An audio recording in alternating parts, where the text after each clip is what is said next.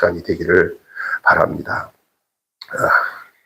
여러분, 예수님이 제자들과 함께 세례를 베푸니까 요한의 제자들은 사람들이 예수께로 몰려간다고 막 우려를 합니다. 이거 정상적인 겁니다. 왜냐하면 세례 요한이 가지고 있는 프레임이 세례를 베푸는 거예요. 그런데 바로 옆에서 똑같이 세례 요한이 하는 거와 똑같은 일을 하고 있어요. 요즘에 장사를 하다 보면은 똑같은 업종을 옆에서 똑같이 하면은 서로 거기에 시샘이 생기고 거기에 문제가 일어나서 못하게 너 내가 하는 걸 왜 당신이 하냐고 이런 상황이잖아요. 세상은 다 그렇고요. 요한에게서도 똑같은 현상이 나타난 거예요. 지금 자기가 세례를 베푸는데 자기 옆에 같이 있던 제자들이 저기 요한 선생님이랑 비슷하게 생긴 사람이 와가지고 똑같이 그런 걸 하고 있어요. 아직 괘씸하네요. 이렇게 되는 거죠. 그런데 요한은 그 얘기를 듣고는 조금 더 흔들리지 않았어요. 얼마 전이에요. 그건 벌써 1년이 됐나? 갑자기 교회에 있는데 앞에 교회 젊은 목사가 여기에다가 하나 선물 세트를 하나 가지고 나한테 왔어요. 목사님, 조 목사님 웬일이세요? 목사님, 제가 좀 안절부절해요. 그래서 뭘 안절부절해? 저희가 앞에 건물을 사가지고 예배당을 옮기게 됐는데 안절부절해서 왜 그래? 그랬더니 교회를 사가지고 이전을 한다고.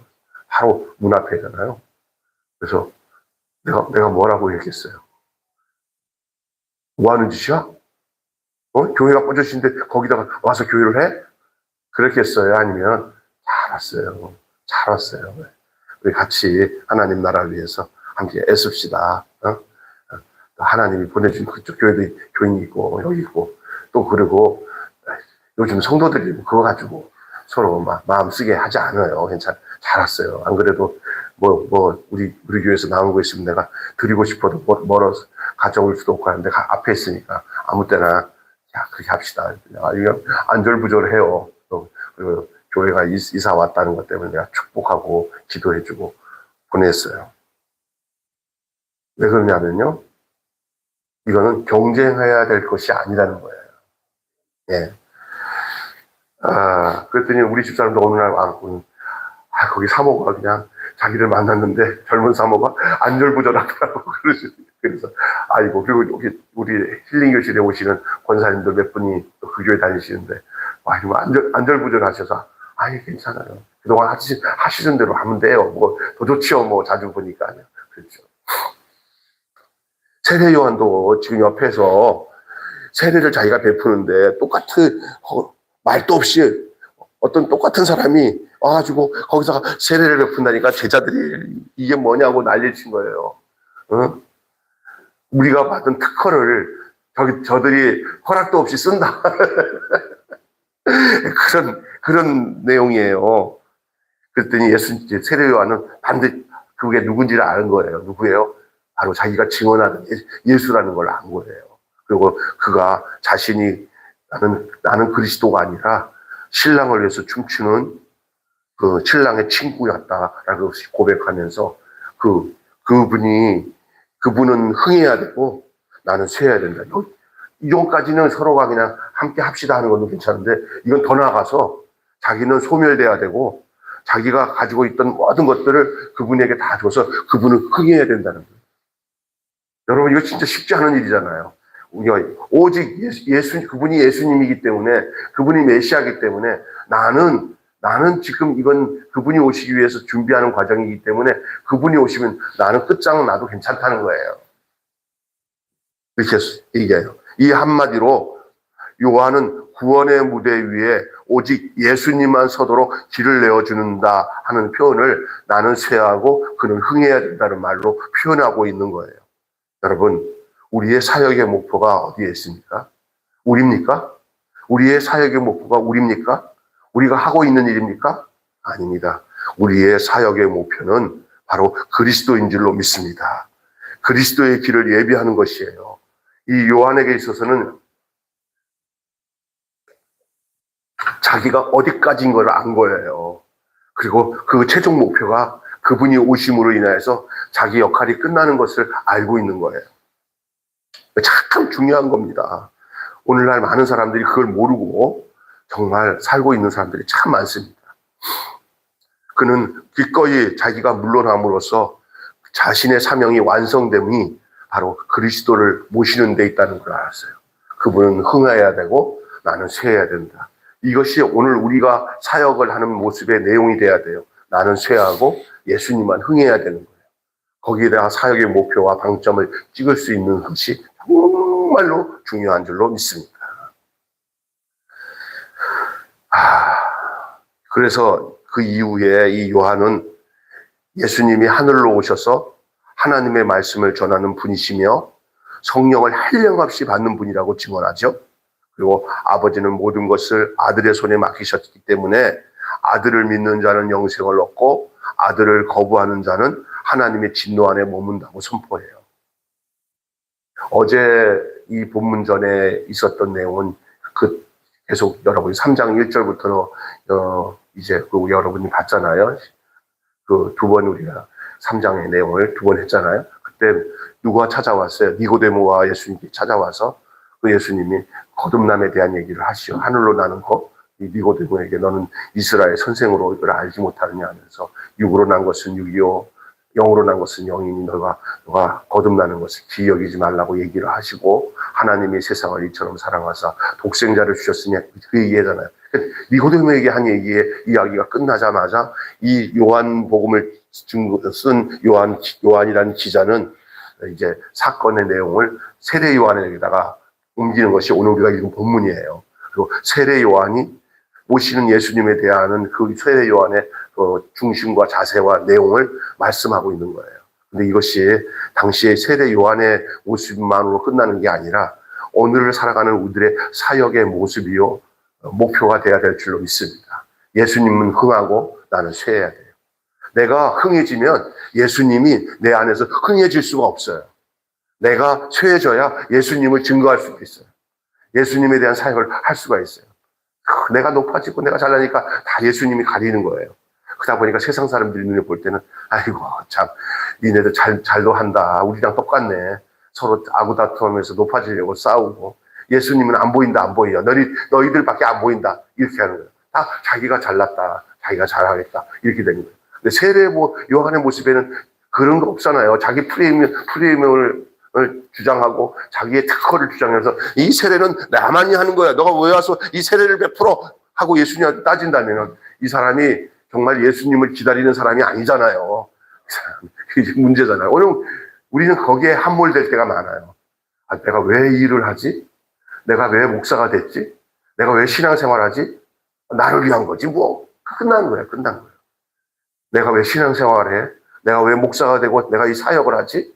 예수님을 위해서지? 그럼 예수님을 위해서 한다는 게 뭐야? 나를 다 버리는 게 예수님을 위하는 일이라는 나를 버려야지 할렐루야 이렇게 돼야 돼요. 만약에 아까 전에 초반에 제가 얘기했던 대로 그 젊은 목사가 와서 요 앞에다가 이제 예배당을 사갖고 왔는데 하면서 그랬을 때 내가 세상 사람들이 몇처럼 뭐 하는 짓이야? 세상에 많고 많은데 여기서 뻔히 목회를 하고 있는데 그것도 문 앞에 있는 교회를 그걸 왜 사 그거를 왜 들어와? 그래서 내가 막 화를 내요. 그렇다고 해결된 것도 아닌데 그렇게 했다고 해보세요. 내 마음이 예수님을 위하는 삶을 살아가는 목사의 모습이겠습니까? 아니면 세상 사람이겠습니까? 너 뭐 때문에 목회하냐? 오직 예수를 위해서. 너 예수를 위해서 한다는 일에 네가 그런 거 다 양보하면은 넌 어떻게 하려고? 내가 100번, 1000번 양보해가지고 예수님의 영광이 가리지 않고 예수님만 위한 거라면 뭐든지 못할 수 없는 것이 우리의 사역의 내용이 되어야 될 줄 믿습니다. 아멘. 이 오늘 본문의 내용을 통해서 좀 심도 있게 말씀을 좀 나누고 싶어요. 오늘 말씀 제목을 나는 쇠합리에, 나는 쇠하여야 합니다. 다시 말해서 나는 점점 줄어들어야 됩니다. 목회하는 목사 보고 목사님 평생에 목회가 흥하지 않고 쇠해야 되겠습니다 라고 얘기한다면 어떤 목사가 좋아하겠어요? 어떤 교인들이 좋아하겠어요? 우리 교회가 자꾸 사람들이 가득 차고 교회가 부흥되고 성장하기를 원합니다. 이 마음이 왜 없겠어요? 근데 오늘 말씀 제목은 세례 요한의 고백대로 나는 쇠해야 하겠습니다.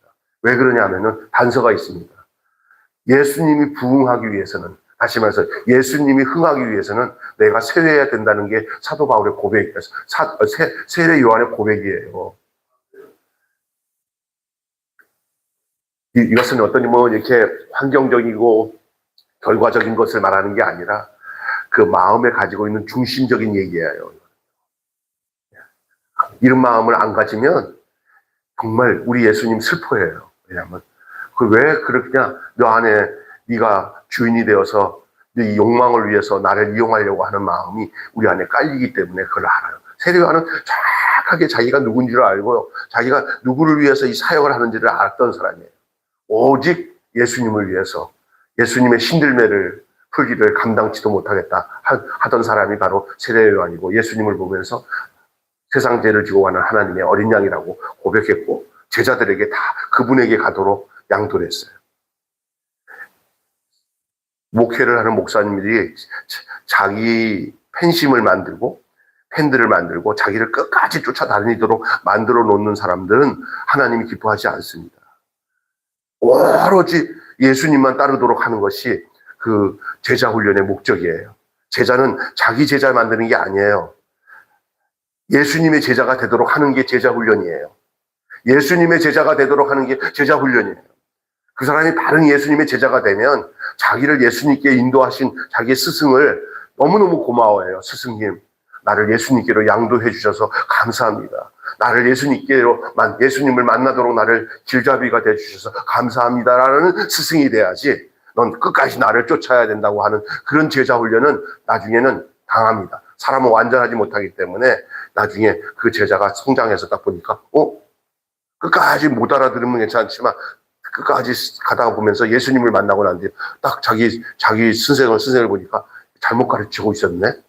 나는 예수님이 진짜 나를 직접 만나주셨으니까 다행이지. 내가 끝까지 쫓아갔으면 저 사람 밑에서 그렇겠네. 이게 잘못된 거죠.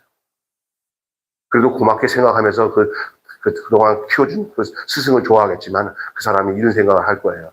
아, 이분도 한계가 여기에 있었구나. 나를 예수님께로 인도하지 않고 끝까지 자기 제자 삼으려고 했구나. 그래서 우리가 누구를 양육하고 키운 사람이 갑자기 자기에게 집중하지 않고 조금 순종하지 않으면 괘씸한 놈 말이야. 내가 키워놨더니 저래? 이거는 예수님 제자 만든 사람이 아니라 자기 제자 만들려고 하는 사람이에요. 믿습니까? 그런데 제대로 예수님의 제자가 된 사람은 인간적으로 자기를 예수님께로 인도하는 그 세례 요한 같은 사람을 귀중히 여기긴 하지만, 그러나 최종적 목적은 자기 인간적인 자기 제자가 스승이 아니라 자기의 영혼의 문제를 해결해 주시는 바로 세례 요한이 증거하신 예수님께로 가는 게 참된 제자예요. 그래서 우리가 제자 선교에서 제자 훈련할 때 사람을 추정하지 말고 우리의 최종적 우리의 스승과 우리가 따라야 할 분은 우리 주 예수 그리스도입니다.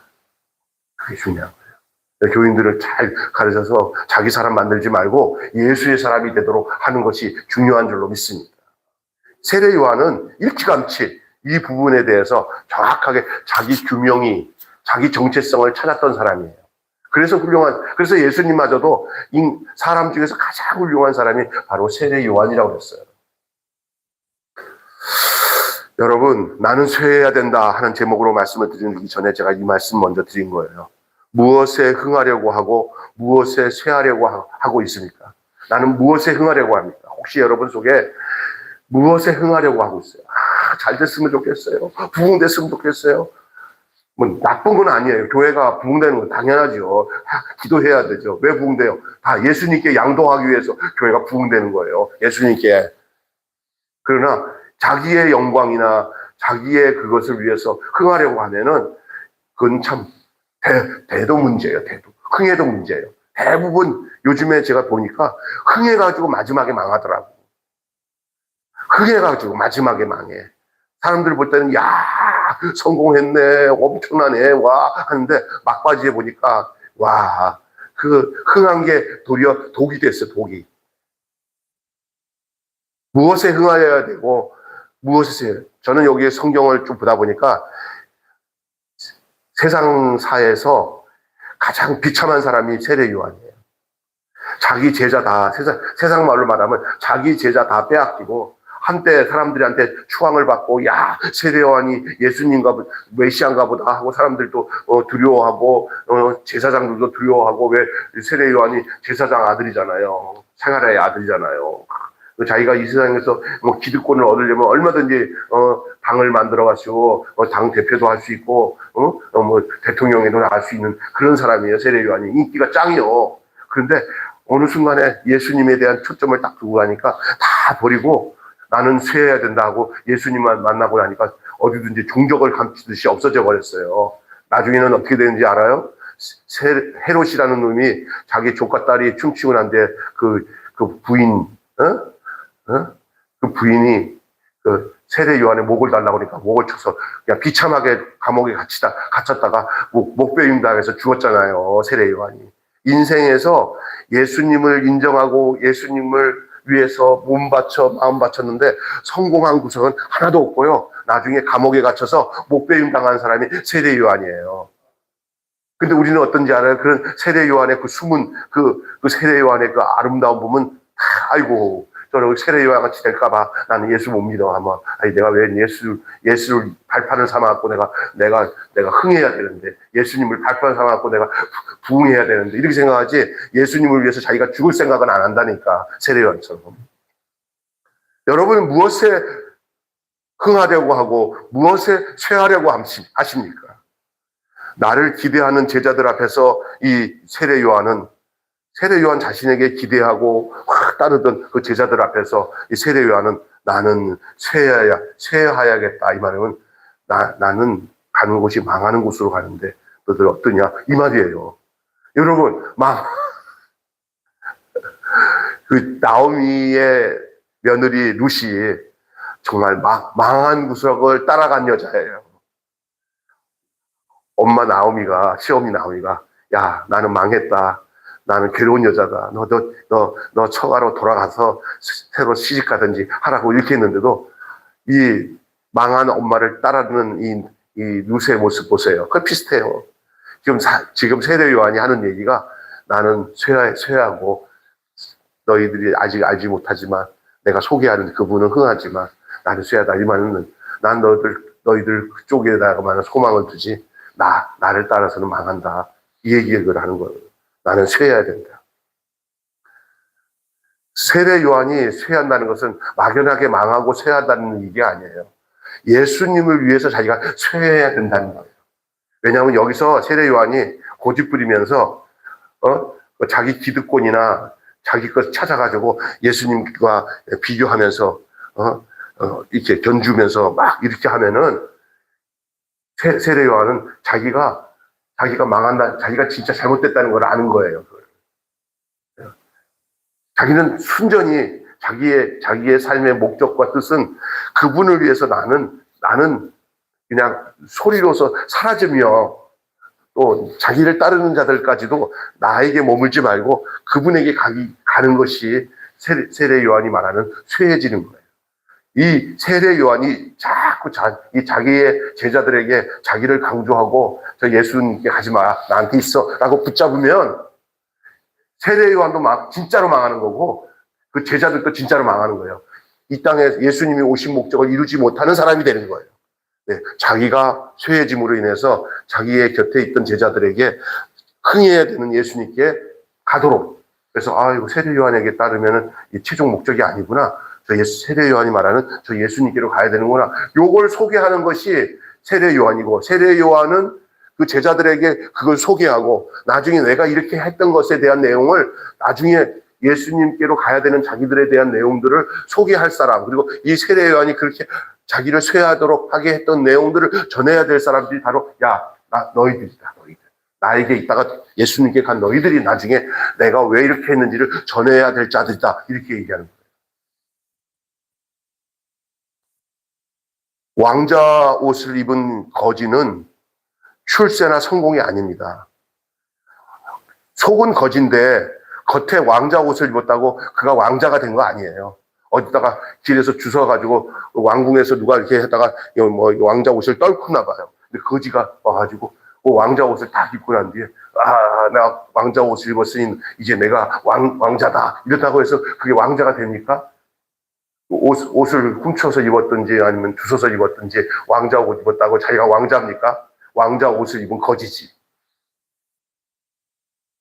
나는 그리스도가 아니다 라는 말은 내가 거지가 왕자 옷을 입었다고 왕자가 될 수 없듯이 나는 여전히 나는 그리스도를 증거하는 사람이지 내가 그리스도일 수가 없다 그 말이에요.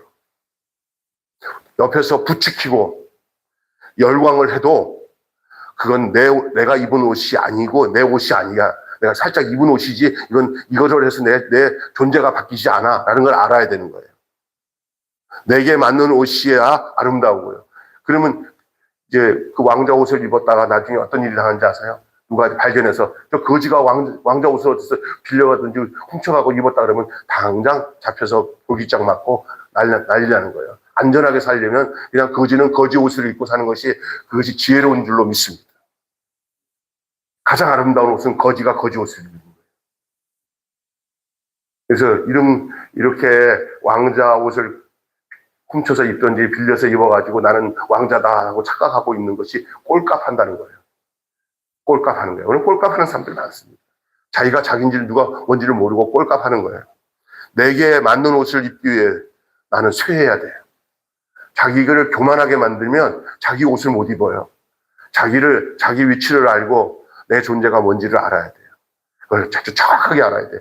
착각하면 말아야 돼요. 내가 이런 사람인데 대부분 착각이에요. 그런 사람이지 당연히 이렇게 자기를 낮추는 사람은 그건 자기를 아는 사람이에요. 자기를 높이는 사람은 자기를 모르는 사람이에요. 그리스도가 아니라는 것을 알았죠. 신랑이 오는 소리를 들었잖아요. 여러분, 신랑이 오는 소리를 들은 신부가 오늘 본문에서 이 새 요한이 하는 말이 자기는 신랑이 오는 소리를 듣고 기뻐하는 신랑의 친구와 같다는 거예요. 자기가 신랑이 아니라는 거예요. 기쁨의 종류가 두 종류입니다. 자기가 기뻐. 결혼식에 가보면은 신랑이 최고 기쁘죠. 신부를 맞이해서. 딴따라라 다 인사하고 저번에 보니까 신랑이 들어오면서 막 그냥 환호한다고 환호 막 좋아서. 그런데 이 카메라가 쫙 비춰지는데 신랑의 친구들이 더 재밌어요. 신랑의 그러면 자기 당사자가 아니야. 당사자인 신랑이 기뻐하는 모습을 보고 결혼하는 모습을 보고 같이 기뻐하는 그 신랑의 친구들의 기쁨도 아주 그 못지 않아요. 정말 기뻐해요. 지금 세례 요한의 기쁨이 뭐냐? 나는 신랑이 아니고 신랑의 친구가 신랑이 신부를 맞이하는 모습 보고 좋아하는 것처럼 내가 그 기쁨에 있다는 거예요. 내가 당사자는 아니지만 나는 같은 기쁨을 가지고 있다는 거예요. 이해가 되시죠? 예. 그래서 신부를 취하는 신랑의 기쁨과 어우러져 혼인잔치가 되지만 잔치에 신랑 신부의 기쁨만이 있는 게 아니라 이렇게 신랑과 신부, 신랑의 소리를 듣고 옆에 있는 신랑의 친구의 기쁨과 같다. 그것이 세례 요한이 자기의 속사정과 자기의 내용을 전하는 내용이 거기에 있는 거예요. 그게 뭔지를 한번 생각해 보셔야 돼요. 혼인이 이루어지는 걸 바라보는 기쁨, 혼인이 이루어지는 걸 바라보는 기쁨, 신랑이 결혼하기 위해서 거들어주는 가운데서 느껴지는 그 기쁨, 그게 자기의 기쁨이라고 세례 요한은 정확하게 얘기하고 있어요. 하나님 나라의 잔치가 시작되었음을 보는 충만한 기쁨. 이 세상에 우리 인류를 구원하기 위해서, 인간을 구원하기 위해서 그 신부된 우리의 믿음의 사람들을 신부로 맞이하기 위해서 오시는 신랑이신 예수님이 오시는 것을 자기가 그 중간에서 들러리 하면서 신랑을 맞이하기 위해서 준비했는데 이제 드디어 신랑을 맞이하고 신랑이 등장하는 모습에 기뻐하는 그 모습이 자기의 모습이고 자기의 기쁨이라고 하는 이 세례 요한의 고백을 한번 기억해 보세요. 얼마나 멋있습니까? 많은 사람들이 예수는 되고 싶어 하면서 세례 요한은 되고 싶지 않은 사람들이 참 많거든요. 그런데 절대 우리는 예수 되는 게 아니에요. 예수는 우리가 믿고 우리 안에서 생명이 되시지만 그러나 우리의 사역의 내용은 세례 요한이 돼야 될 줄로 믿습니다.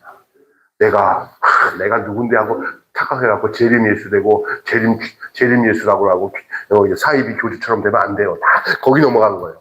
사이비 교주가 세례 요한을 알면은 절대 사이비가 될 수가 없습니다. 제 친구 목사 중에 변 목사님 있어요.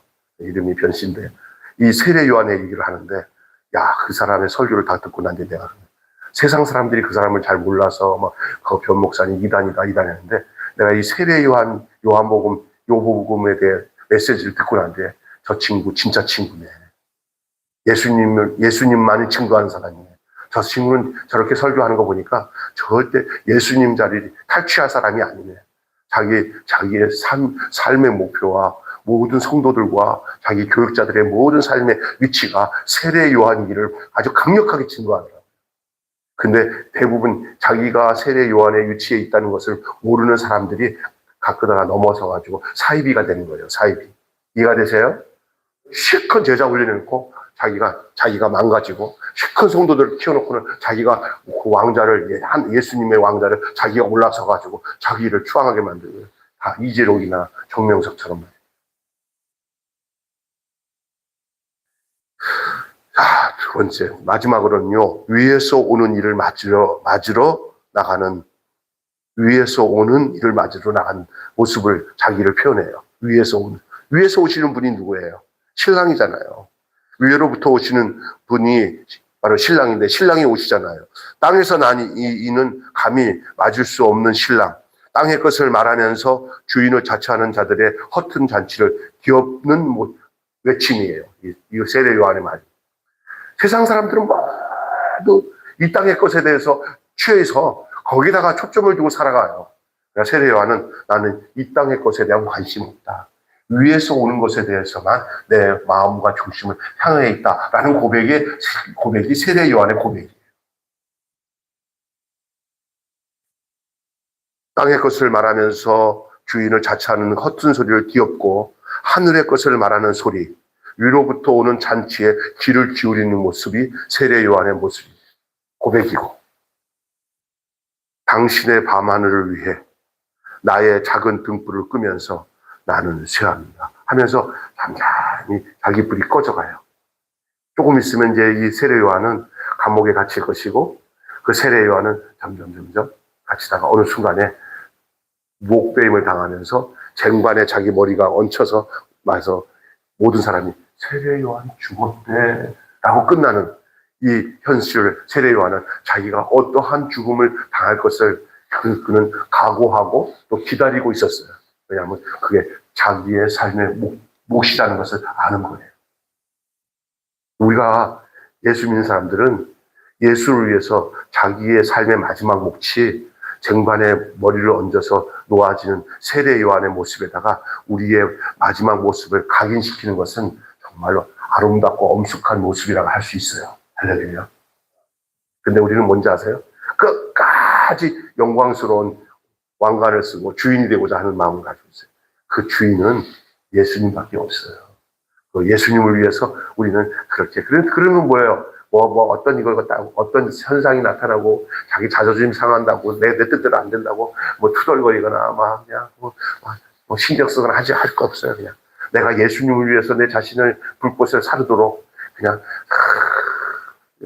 선교지에서 그냥 하늘에 그냥 불꽃이 꺼져가듯이 꺼져가는 그런 삶을 살더라도 태워도 죄가 되지 않은 진진처럼 영롱한 사랑을 피우리라 할렐루야 하고 이렇게 죽어가는 거예요. 누구를 위해서?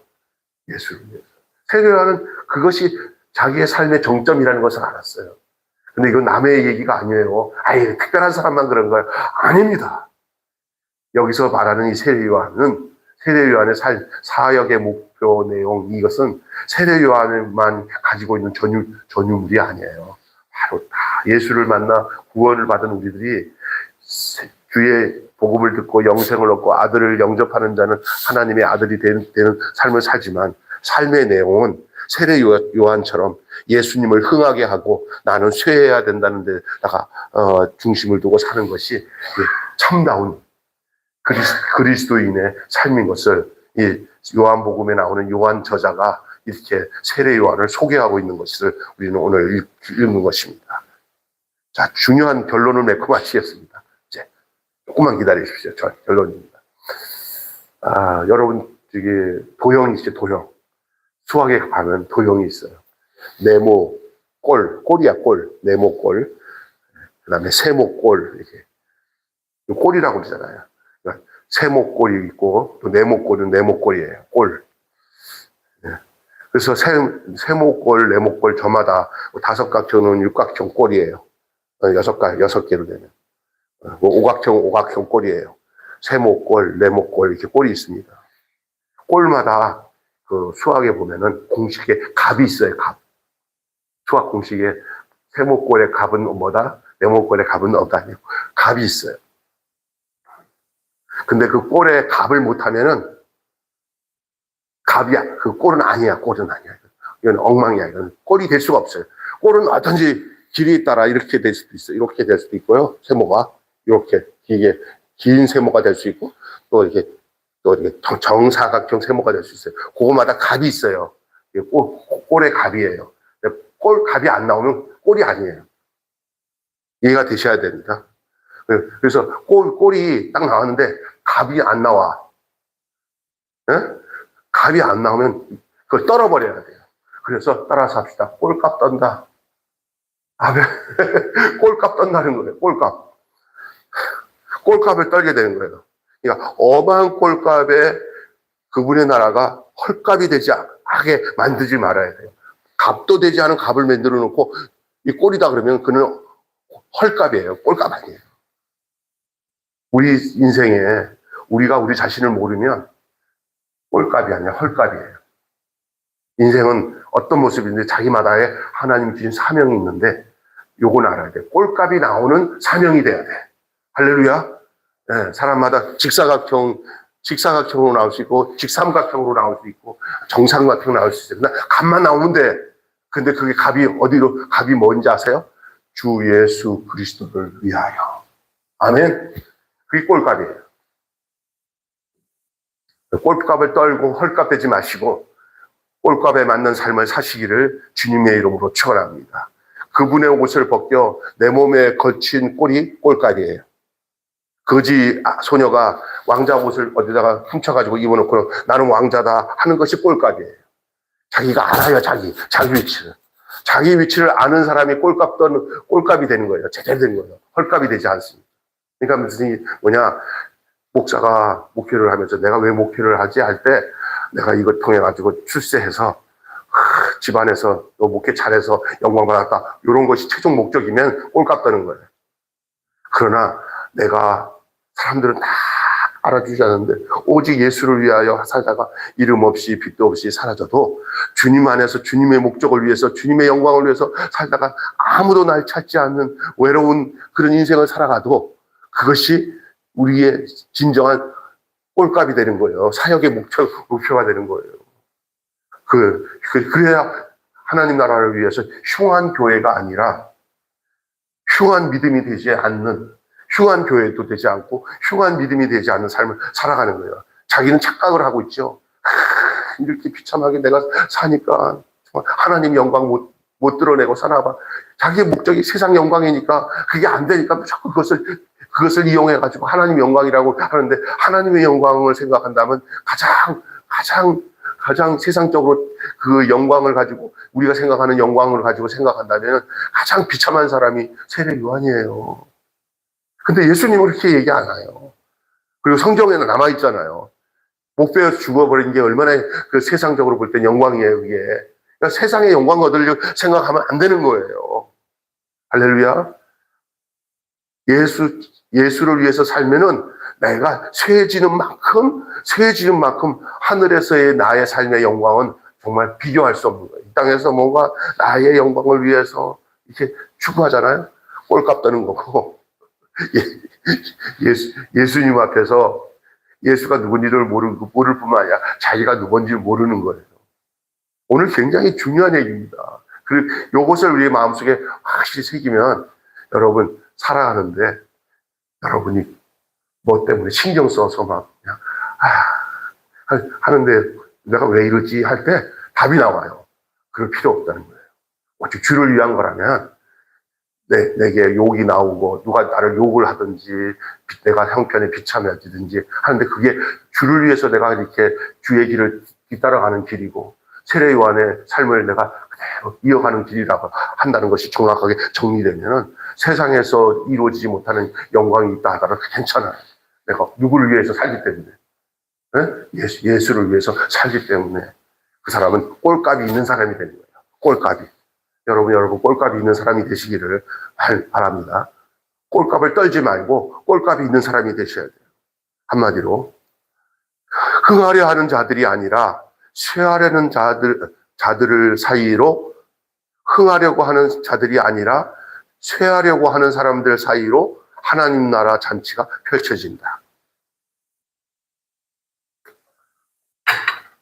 다시 얘기합니다. 흥하려고 하는 자들이 아니라 쇠하려고 하는 사람들 사이로 하나님 나라 잔치가 펼쳐진다. 하나님 나라는 흥하려고 하는 사람들에게선 하나님 나라가 펼쳐지지 않습니다. 주 예수를 위하여 자기가 주는 흥하여야 되고 나는 쇠해야 됩니다 하는 이런 세례요한 같은 고백을 가진 사람들을 향해서 하나님 나라가 펼쳐지는 줄로 믿습니다. 기도하겠습니다. 하나님 아버지, 이 아침에 정말 또 다른 우리 하나님의 말씀이 우리에게 아련하게 또 세미하게 우리의 마음에 영혼에 들려지도록 인도해 주신 줄로 믿습니다. 하나님, 나는 어떤지를 돌아보게 하여 주시고 나는 정말 무엇에 흥하려고 하고 무엇에 쇠하려고 하는지를 돌아보는 귀한 아침 시간이 되게 주신 줄로 믿습니다. 세례 요한은 분명히 말합니다. 그는 흥해야 되고 나는 쇠해야 된다. 세례 요한의 말한 그대로 세례 요한은 그렇게 살았습니다. 나중에 감옥에 갇히고 나중에 목배임을 당했습니다. 그 이후에 세례 요한이 깔아놓은 그 예수를 향했던 그 길로 자기의 제자들이 다 예수님께로 가서 예수님의 제자가 되어지고 그는 이 땅에 온 그 목적을 예수 그리스도를 위해서 그대로 자기 삶을 들여줬습니다. 세상 눈으로 볼 때는 비참하고 정말 가슴이 아련할 수밖에 없는 모습이지만 그는 그가 고백한 대로 되었습니다. 그것이 하나님의 세례 요한을 보낸 목적이고 예수를 맞이하는 목적이었습니다. 그리고 오늘 우리가 그런 세례 요한의 위치에서 주님을 섬겨야 되는 것을 보여준 하나님 아버지, 우리의 길잡이 같은 삶을 보여준 사람의 모습인 줄로 믿습니다. 여기서 벗어나면 우리가 이단이 되고 사이비가 되고 자기도 망합니다. 내가 흥하려고 하기 때문에 주님이 쇠해질 수밖에 없고 내가 흥하려고 하기 때문에 정말 하나님 나라가 잔치가 펼쳐지기는커녕 도리어 하나님 아버지요, 이 세상에 지옥 같은 현실이 찾아오는 것은 모두가 교만하여 자기가 으뜸이 되고자 할 때 이러한 현실이 나타나는데 세례 요한은 예수님과 견주려고 하지 않고 예수님을 위해서 자기 자신을 아낌없이 내어드린 사람이었던 것을 볼 때 우리가 선교사로서 목사로서 또 교회 성도로서 모든 일을 행할 때 세례 요한의 사역 행한 것과 고백을 잊어버리지 않는 저희들 되게 하여 주시옵소서. 우리 주 예수 그리스도 이름으로 기도하옵나이다. 아멘. 찬송가 321장 부르시고